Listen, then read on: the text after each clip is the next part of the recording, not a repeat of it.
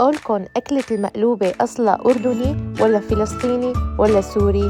طبعا لكل بلد في إله أكلة مشهورة بيتميز فيها، بس هي الأكلة بالتحديد كل بلد بيعملها بطريقة مختلفة، فنحن بنسميها مقلوبة سورية ومقلوبة فلسطينية ومقلوبة أردنية.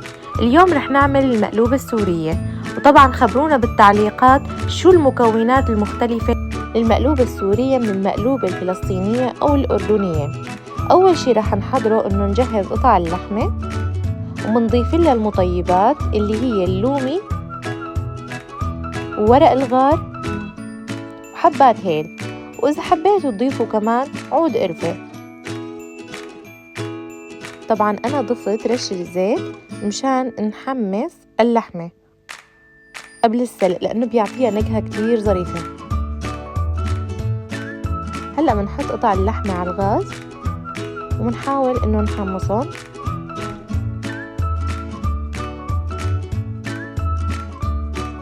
لمدة تقريبا دقيقتين، وبعدين بنضيف المي السخنة ونتركهم ليغلوا ويستووا على 100 مهلهم.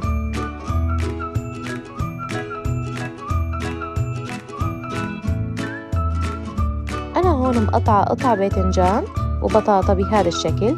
منجيب صينية فرن منحط عليها ورق زبدة ومنوزع عليها قطع الباذنجان والبطاطا. طبعا أنا ما رح أقليهم، حبيت أعملهم بطريقة صحية.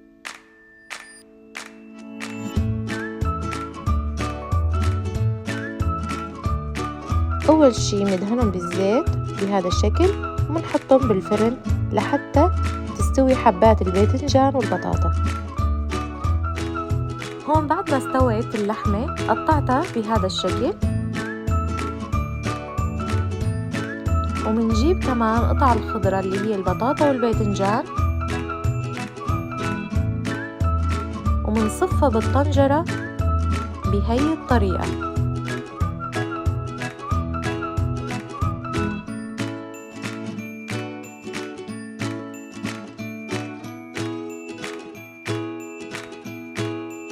وهلأ منضيف حبات البطاطا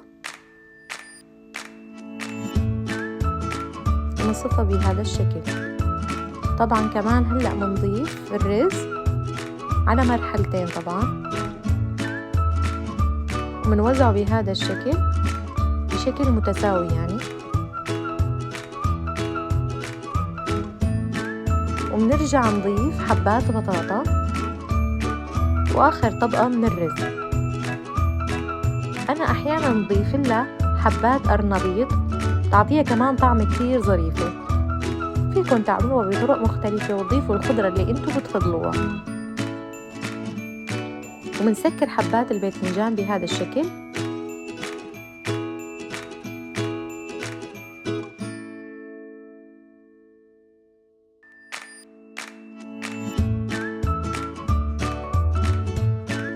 أما بالنسبة للمرحلة الأخيرة أخذت من مية سلق اللحمة، حبيت أطبخ فيها المقلوبة وضفت لها قرنفل وملح وفلفل، وفيكم كمان تضيفوا مرقة دجاج، وبتضيفوا كمية المي بحيث تغمر كمية الرز بهذا الشكل، ونحطه على هدوء النار لمدة ربع ساعة، وممكن تاخد أكتر كم دقيقة زيادة.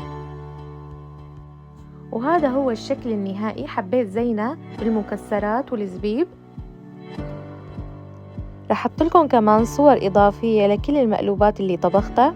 بتمنى تكون عجبتكم هالأكلة، وتخبرونا بالتعليقات شو المكونات المختلفة للمقلوبة الأردنية والفلسطينية. ومنشوفكم بفيديو جديد. سلام.